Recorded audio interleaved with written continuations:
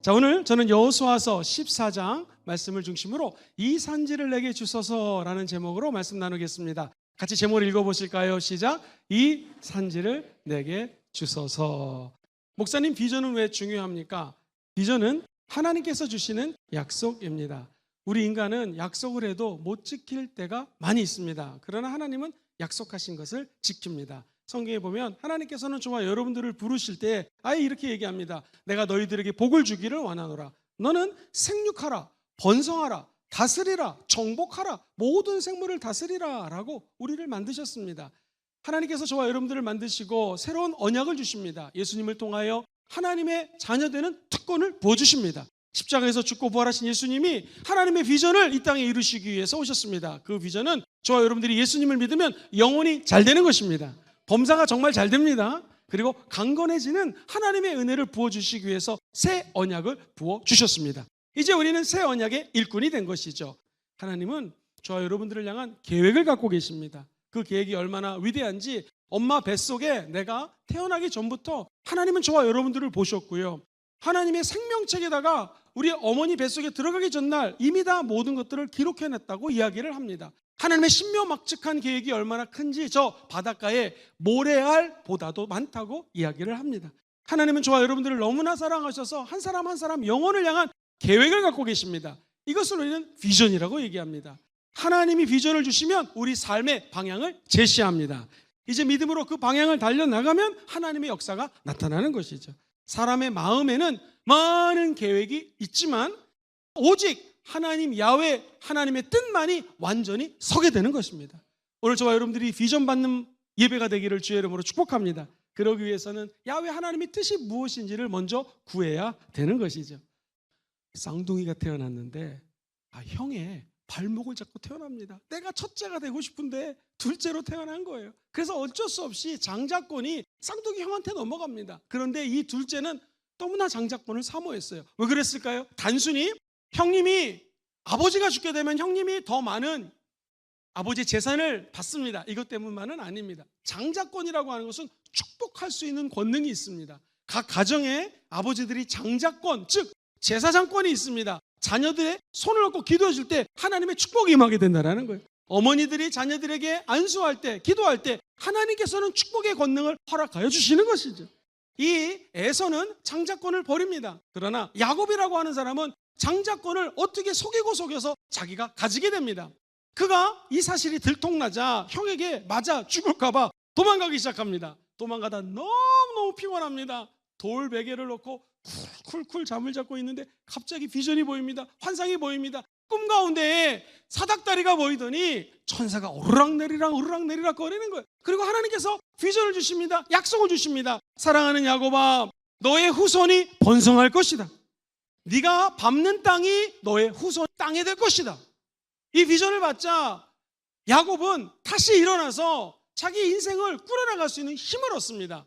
먼 날이 지났습니다. 그는 아내를 얻기 위해서 7년 플러스 7년 14년을 종처럼 일합니다. 그런데 그 14년을 수일처럼 여기더라. 비전의 사람은 고난이 있고 어려움이 있어도 하나님이 주신 시간을 기뻐하며 긍정적으로 살아가는 것입니다. 사랑하는 성도님들, 비전은 우리 삶의 방향을 제시합니다. 주의 음성을 듣고 비전을 발견하시기를 주의 이름으로 축원드립니다. 이 비전을 이루기 위해서는 인내와 비전이 필요합니다. 이스라엘 백성들이 광야에서 고생하면서 수없이 많은 도전들을 만났습니다. 어려움과 난관을 체험했습니다. 하나님께서는 이스라엘 백성들에게 비전을 주고 바로 성취해 주진 않았습니다. 인내가 필요한 것이죠. 오늘 이 갈렙이라고 하는 위대한 하나님의 사람은요, 이렇게 얘기를 합니다. 야훼께서 이 말씀을 모세에게 이르신 그때 내가 40이었는데 45년을 기다렸습니다. 민수기 14장 24절에 이렇게 적혀져 있습니다. 그러나 내 종 갈렙은 그 마음이 그들과 달라서 나를 온전히 따랐은즉 그가 갔던 땅으로 내가 그를 인도하여 드리리니 그의 자손이 그 땅을 차지합니다. 여호수아 14장 14절, 헤브론이 그니스 사람 여분네의 아들 갈렙의 기업이 되어 오늘날까지 이르렀으니 이는 그가 이스라엘의 하나님 야훼를 어떻게 쫓았어요? 온전히.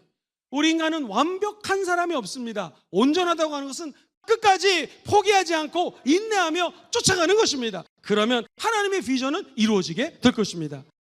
이 비전이 성취되기 위해서는요, 두 번째, 비전은 장애물을 초월해야 합니다. 성경에 보니까요, 장애물들이 깔려져 있는데 이것을 두 가지로 분류해 봤습니다. 외적인 장애물들이 있고요, 내적인 장애물들이 있습니다. 아주 큰 옹벽들을 쌓아서 진짜 난공불락의 성들을 쌓아놨습니다. 성경은 이 안악자손이라고 하는 등치가 큰 사람들이 살고 있는 땅이라는 것이죠. 얼마나 이 외적인 장애물이 크고 어려운지 저 큰 사람들 앞에, 난공불락의 성 앞에 우리는 메뚜기 같은 존재입니다.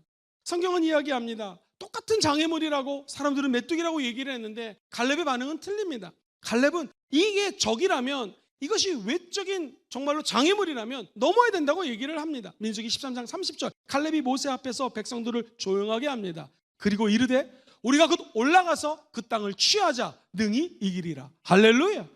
저 여러분들이 어떻게 선포하냐에 따라서 외적인 수많은 장애물들이 없어질 수 있다는 것입니다. 예수를 믿어도 수없이 눈앞에는 장애물들이 다가옵니다. 고난이 없는 거 아닙니다.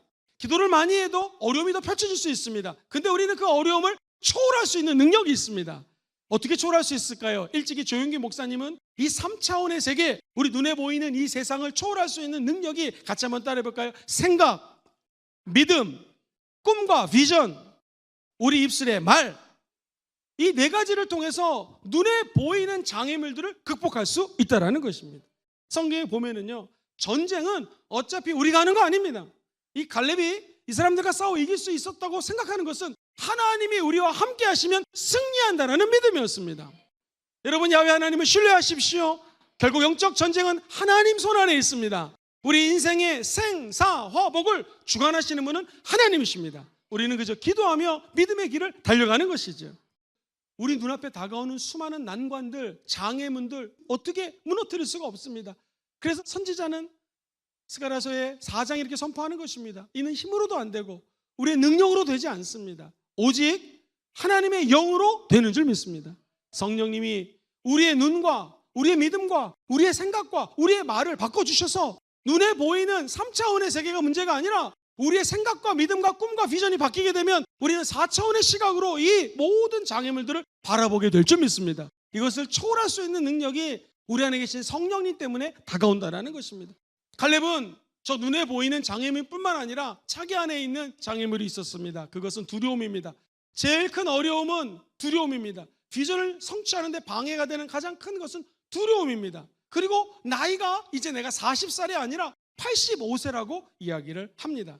사랑하는 성도님들, 나이나 체력, 두려움, 내적인 장애물 때문에 포기하거나 낙심할 수 있지만 하나님이 능력을 부어주시면 두려움이 변하여 힘이 되는 것입니다.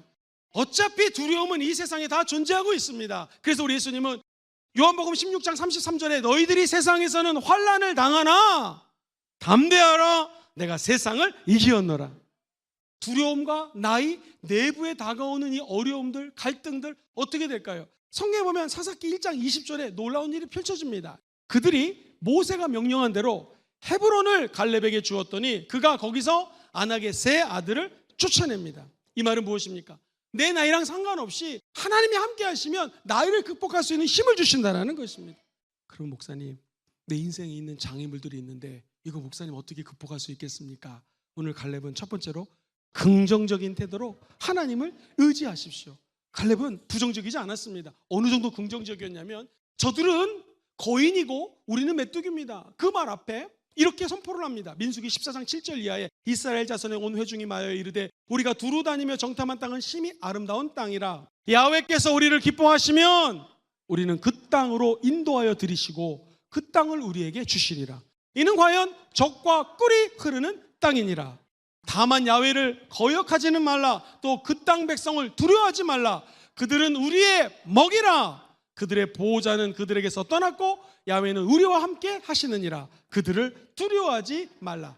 적들이 존재를 하고 우리를 괴롭힐 수 있지만 우리의 입술만큼은 긍정적인 태도를 가져야 됩니다. 긍정적인 태도는 상황을 다르게 볼 수 있는 시선을 줍니다. 그래서 초월할 수 있는 능력을 주시는 것입니다. 여러분이 긍정적인 말을 하면 그 말을 여러분 자신이 듣습니다. 사랑하는 성도님들, 우리의 능력으로 해결할 수 없지만 하나님이 임하시면 문제는 해결될 것입니다. 우리가 할 수 있는 것은 그저 그의 나라와 그의 의를 먼저 구하라. 그리하면 너에게 모든 것을 어떻게 해요? 더해 주시는 것입니다. 마지막 포인트입니다. 믿음의 공동체와 협력하십시오.